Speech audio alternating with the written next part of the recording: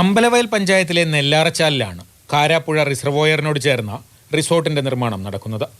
ഡാമിന്റെ സംരക്ഷിത മേഖലയിലാണ് കെട്ടിടങ്ങളും അനുബന്ധ സൗകര്യങ്ങളും നിർമ്മിക്കുന്നത്. സംരക്ഷിത മേഖലയിൽ പ്രദേശവാസികൾക്ക് വീട് പുതുക്കിപ്പണിയാനോ അറ്റകുറ്റപ്പണി നടത്താനോ ജലസേചന വകുപ്പ് അനുമതി നൽകാറില്ലെന്ന് നാട്ടുകാർ പറയുന്നു. പിന്നെ എങ്ങനെ റിസോർട്ട് നിർമ്മാണത്തിന് അനുമതി ലഭിച്ചു എന്നാണ് ഇവരുടെ ചോദ്യം.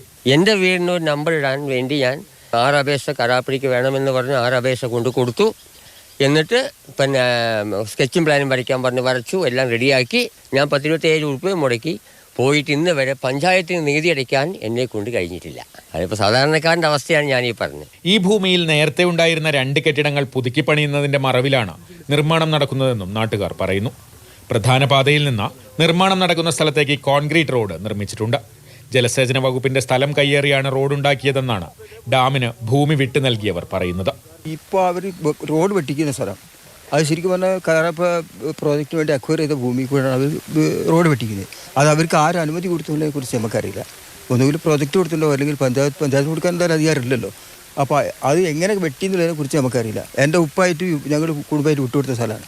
ആ സ്ഥലത്താണ് അവർ ഇപ്പോൾ റോഡ് വെട്ടിക്കുന്നത്. കയ്യേറ്റം സംബന്ധിച്ച് ജലസേചന വകുപ്പ് അമ്പലവയൽ പോലീസിൽ പരാതി നൽകിയിട്ടുണ്ട്. പഞ്ചായത്ത് അധികൃതരും സ്ഥലത്ത് പരിശോധന നടത്തി. കാരാപ്പുഴ ഡാമിന്റെ സംരക്ഷിത മേഖലയിൽ നിലവിലുള്ള വീടുകൾ പുതുക്കിപ്പണിയാൻ പോലും സാധാരണക്കാർക്ക് അനുമതി ലഭിക്കുന്നില്ല. അപ്പോഴാണ് ഡാമിനായി ഏറ്റെടുത്ത ഭൂമിയടക്കം കയ്യേറി മറ്റൊരിടത്ത് നിർമ്മാണ പ്രവർത്തനം നടക്കുന്നത്. ഷമീർ മച്ചിങ്ങലിനൊപ്പം കമൽ, മാതൃഭൂമി ന്യൂസ്, വയനാട്.